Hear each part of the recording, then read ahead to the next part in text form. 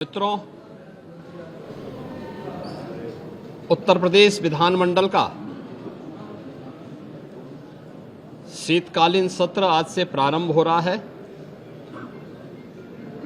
शीतकालीन सत्र में प्रतिभाग करने के लिए आ रहे सभी माननीय सदस्यों का मैं हृदय से स्वागत करता हूं। आज से 24 दिसंबर तक शीतकालीन सत्र में माननीय सदस्यों को सदन में अपने मुद्दों को उठाने, उत्तर प्रदेश की जनता के हित में और उत्तर प्रदेश के विकास से जुड़े हुए तमाम अन्य कार्यों को आगे बढ़ाने, विधायी कार्यों को आगे बढ़ाने और विभिन्न विभागों में जो नई मद हैं उनके लिए सप्लीमेंट्री डिमांड्स के लिए भी यह शीतकालीन सत्र अत्यंत महत्वपूर्ण होगा। इस अवसर पर राष्ट्रगीत वंदे मातरम के 150 वर्ष पूर्ण होने के उपलक्ष्य में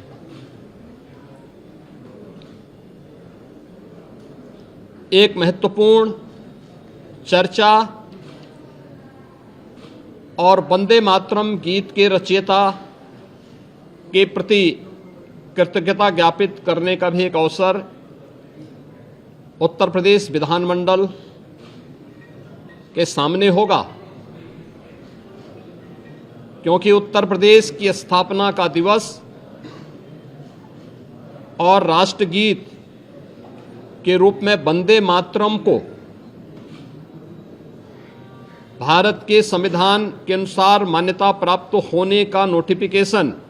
एक ही तिथि इस महत्वपूर्ण इवेंट के लिए है और उत्तर प्रदेश की विधान मंडल में इस पे चर्चा इसलिए अत्यंत महत्वपूर्ण होगी। कल सर्वदलीय बैठक में हम लोगों ने सभी दलीय नेताओं से इस बारे में अनुरोध किया है कि सरकार प्रत्येक मुद्दे पर चर्चा कराने के लिए तैयार है। सरकार विकास से जुड़े हुए मुद्दों पर एक सकारात्मक रुख है और सभी दलों का हमें विधानसभा सत्र को संचालित करने के लिए उनके सहयोग की भी अपेक्षा है। देश का सबसे बड़ा विधानमंडल सुचारू रूप से संचालित हो और ये अब तक लगातार एक सही दिशा में आगे बढ़ा है, क्योंकि लोकतंत्र से जुड़े हुए पवित्र स्थल जब चर्चा परिचर्चा का विषय बनते हैं तो जन विश्वास पर जनप्रतिनिधि खरा उतरता है।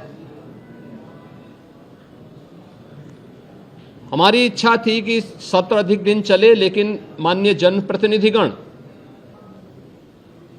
ज्यादातर वर्तमान में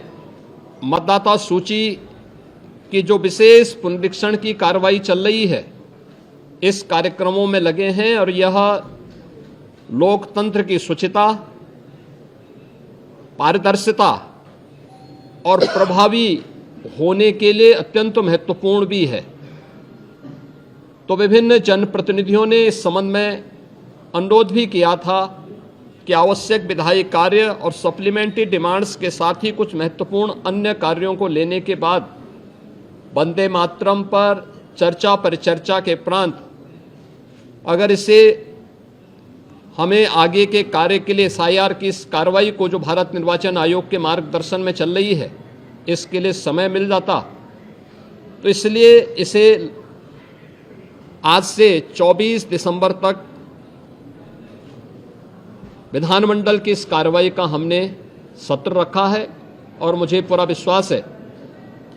कि यह सत्र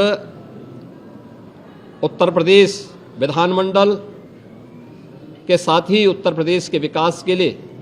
एक महत्वपूर्ण सत्र साबित होगा। समाजवादी पार्टी लगातार सरकार पर आरोप लगा रही है, हर प्लेटफॉर्म पे आरोप लगा रही है, सरकार की तरफ से क्या कार्रवाई? उनके विधायक होर्डिंग बोर्ड करा रहे हैं विधानसभा में, क्या कहेंगे? देखिए,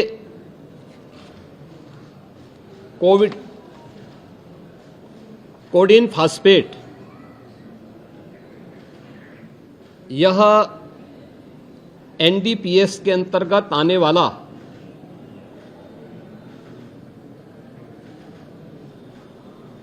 एक औषधि है जिसका निर्माण कोडिन युक्त कफ सिरप यानी गंभीर खांसी के लिए कफ सिरप बनाने के लिए उपयोग होता है, लेकिन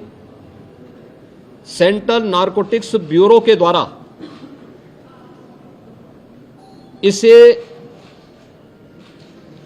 केवल उन्हीं औषधियों के निर्माण के लिए आवंटित किया जाता है।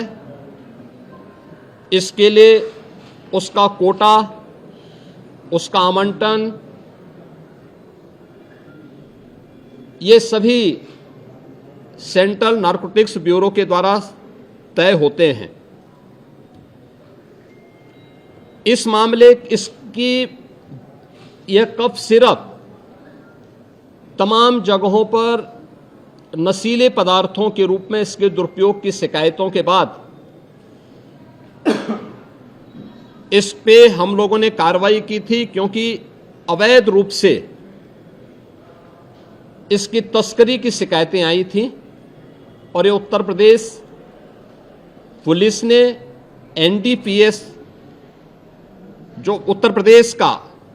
एफएसडीए विभाग है, इसके नेतृत्व में हम लोगों ने उसको एनडीपीएस के दायरे में लिया, क्योंकि माननीय उच्चतम न्यायालय ने भी इसको इस रूप में माना है और इस पे कार्रवाई प्रारंभ की है। यह कार्रवाई उत्तर प्रदेश सरकार के द्वारा एफएसडीए, यूपी पुलिस और एसटीएफ इनके द्वारा प्रारंभ की गई है, जिसमें अब तक हम लोग काफी बड़े पैमाने पर इसके अवैध तस्करी के प्रकरण को पकड़े हैं और इसमें व्यापक गिरफ्तारियां भी हुई हैं। यह हर व्यक्ति जानता है कि हर माफिया के संबंध समाजवादी पार्टी से रहे हैं और मुझे लगता है आज विधानसभा में तो कार्रवाई संभवतः नहीं चलेगी, क्योंकि विधानसभा के हमारे एक सिटिंग माननीय सदस्य के आकस्मिक निधन के कारण वहां कॉन्डोलेंस होगा, लेकिन विधान परिषद में हमारे विधान परिषद के नेता सदन इस मुद्दे को वहां पर अगर उठेगा तो जरूर इस मुद्दे को वहां पे रखेंगे, अन्यथा हमारी ओर से कोई माननीय सदस्य बाहर भी अगर सदन में उठेगा ठीक है, बाहर उठेगा तो बाहर भी उसका जवाब देगा। लेकिन प्रारंभिक जांच में सामने आया है कि उससे जुड़े हुए जिन अभियुक्तों को एसटीएफ या यूपी पुलिस की कार्रवाई में पकड़ा गया है, उनके कुछ संबंध समाजवादी पार्टी से सामने आए हैं और समाजवादी पार्टी जो अपने कार्य के अनुरूप जिसका जो बदनाम हो चुकी है और पहले से कुख्यात है, इस पूरे मामले में भी उसकी संलिप्तता आएगी। चूंकि एसआईटी, एक राज्य स्तर की एसआईटी इस पूरे मामले की निगरानी कर रही है, जिसमें यूपी पुलिस, एफएसडीए, इनसे जुड़े हुए सभी अधिकारी मौजूद हैं। इनके अवैध रूप से तस्करी के साथ साथ इससे जुड़े हुए अन्य जो महत्वपूर्ण पहलू होंगे, किन किन लोगों के पास ये धन गया है, ये बातें भी सबके सामने आएंगी और इस बारे में पूरी रिपोर्ट आने के बाद ही इसके बारे में कुछ कहा जा सकता है। लेकिन